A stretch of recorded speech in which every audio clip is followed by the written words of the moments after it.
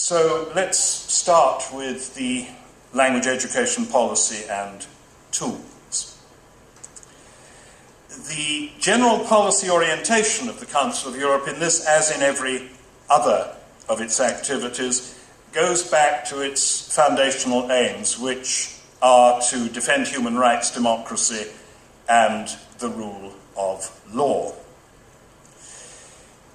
The point being that fairly early in its history, the Council of Europe recognized that implementation of this agenda depends on cooperation and exchange and respect for linguistic and cultural diversity, but all of those things can't happen unless there's more widespread and effective language learning than has historically been the case.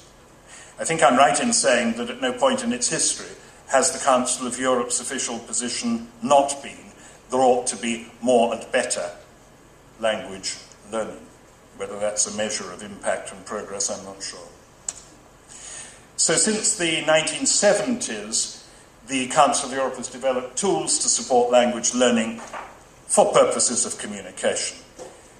There were other factors behind the emergence of communicative approaches to language teaching in Europe at the end of the 70s and through the 80s, but certainly the work that the Council of Europe did on functional notional specifications of communicative repertoires was vitally important. This year, in fact, the Council of Europe is celebrating 50 years of involvement in language education, from 1960, therefore, to 2010. Though my understanding is that some of the early work we would now think pretty primitive.